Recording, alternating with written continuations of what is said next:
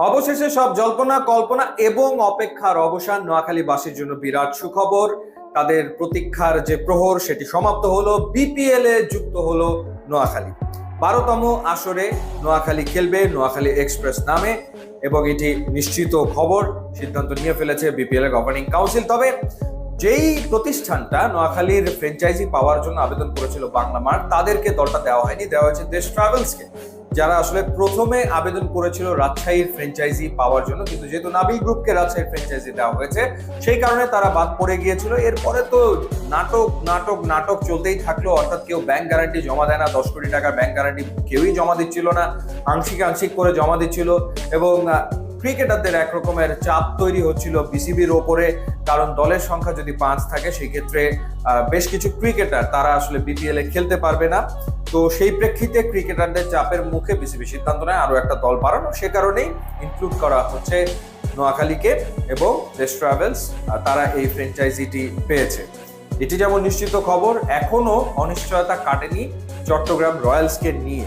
ঘটনা যেটা হলো যে বলছিলাম, প্রত্যেকটা টিমই ব্যাংক গ্যারান্টি জমা দেওয়ার ক্ষেত্রে তারা আসলে অনীহা প্রকাশ করেছে এবং তারা ধাপে ধাপে দিয়েছে, একবারে কেউই দেয়নি, ইনস্টলমেন্টের মাধ্যমে তারা আসলে দিচ্ছে।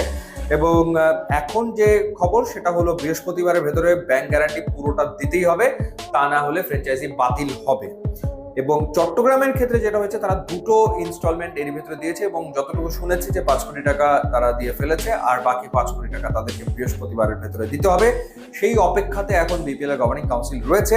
যদি তারা দিতে পারে এই সময়ের ভেতরে, তাহলে তাদের ফ্র্যাঞ্চাইজি থাকবে। আর যদি তারা না পারে, সেই ক্ষেত্রে তাদের আর বিপিএল এ খেলা হবে না। অর্থাৎ চট্টগ্রাম রয়্যালস বাদ পড়তে চলেছে। সেই ক্ষেত্রে 5 দলের বিপিএল হবে। যদি চট্টগ্রাম সময় মতো এই ব্যাংক গ্যারান্টি দিতে পারে, তারা থাকবে। 6 দলের বিপিএল হবে। এবং বিপিএল শুরুর সময় সেটিও পিছিয়ে গেছে। 19 ডিসেম্বর থেকে বিপিএল শুরু হওয়ার কথা ছিল, সেটা পিছিয়ে এখন 24 ডিসেম্বরে, 19 ডিসেম্বরের জায়গায় 26 ডিসেম্বরে এখন খেলা শুরু হবে। প্রথমে খেলা হবে সিলেটে, আর ফাইনাল হবে 24 জানুয়ারিতে। আর যদি চট্টগ্রাম তারা যদি ব্যাংক গ্যারান্টি দিতে না পারে, সেক্ষেত্রে খুলনা টাইগার্সকেও আনুষ্ঠানিকভাবে বিপিএল গভর্নিং কাউন্সিলের পক্ষ থেকে চিঠি দেওয়া হয়েছে যে তারা পার্টিসিপেট করবে কিনা।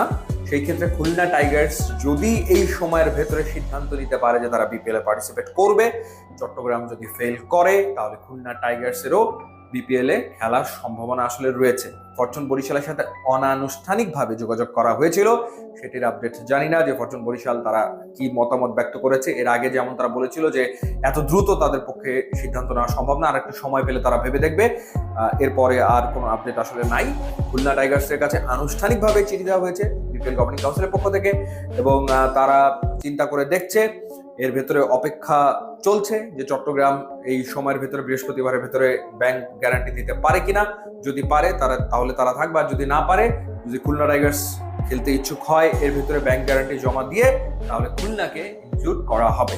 এখন পর্যন্ত অকশনের যে তারিখ 30 নভেম্বর, সেটিতেই রয়েছে, সেটিতেই ফিক্স রয়েছে বিপিএল গভর্নিং কাউন্সিল। এবং শেষ মুহূর্তে যদি আবার কোনো পরিবর্তন আসে, সেক্ষেত্রে পরিবর্তন হতে পারে। এখন প্রতিনিয়ত যেভাবে পরিবর্তন হচ্ছে, কোনো কিছুই আসলে ফিক্সড আগে ভাগে বলার কোনো সুযোগ নেই। সো দেখা যাক চলমান এই নাটক কোথায় গিয়ে থামে। ইউটিউব এবং ইনস্টাগ্রাম লিঙ্ক দেওয়া আছে, আপনারা যদি যোগ দেন তাহলে খুবই খুশি হবো। And thanks for watching.